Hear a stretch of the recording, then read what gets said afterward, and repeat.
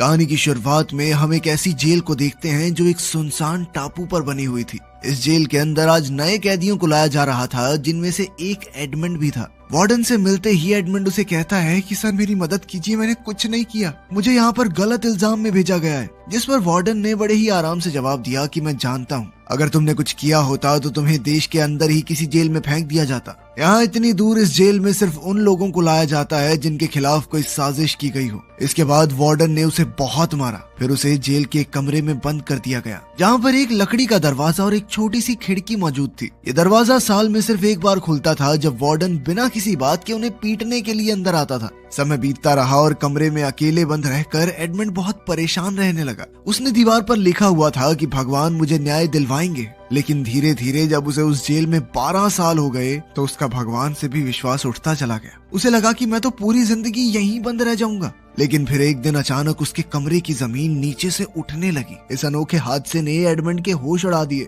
उसे लगा जैसे कोई भूत उसके सामने आ गया हो। कुछ देर घबराने के बाद एडमंड ने देखा कि जमीन के नीचे से एक इंसान बाहर आ रहा था। जमीन के नीचे से निकला हुआ यह आदमी एबे है, जो कि यहाँ से नीचे वाले फ्लोर का कैदी है। पिछले 5 साल से वो एक सुरंग खोद रहा था। किस्मत ने ऐसा चक्कर चलाया कि वो सुरंग सीधा एडमंड के कमरे में आ निकली, मानो भगवान का कोई इशारा हो। एबे के आने से एडमंड को एक साथी मिल गया था, जिससे वो बातें कर सके, क्योंकि इतने समय से कमरे में अकेला बंद रह के वो पागल सा होने लगा था। इसके बाद एबे ने बहुत उत्साह से एडमंड को अपने कमरे में बुलाया। उधर एडमंड बहुत खुश था कि उसे पत्थरों से दीवार पर निशान बना बना के समय नहीं काटना पड़ेगा।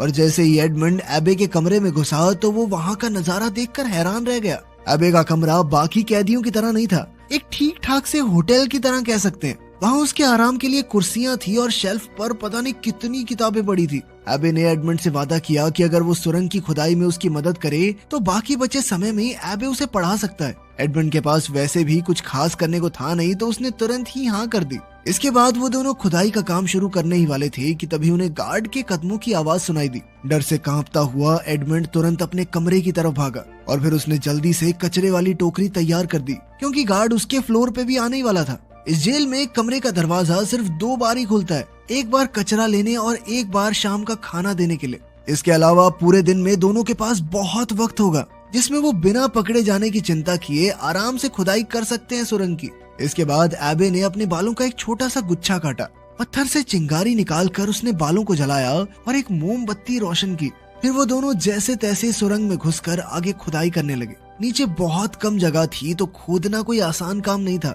एबे का अंदाजा था कि इसी स्पीड से चलते रहे तो जमीन के बाहर तक पहुंचने में उन्हें कम से कम 3 साल और लगेंगे। एक दिन आराम करते हुए एडमंड को एबे की ही एक किताब में पता चला कि एबे कभी एक बहुत अच्छा तलवारबाज सिपाही हुआ करता था। इसके बाद तो एडमंड ने जिद पकड़ ली कि अगर एबे उसे तलवारबाजी नहीं सिखाएगा तो वो नहीं खोदने वाला आगे सुरंग। एडमंड का अब अपनी जिंदगी में सिर्फ एक ही मकसद था, अपने दुश्मनों से बदला लेना। उसकी बातें सुनकर एबे मान गया और एडमंड को लड़ाई का हुनर सिखाने के लिए तैयार हो गया।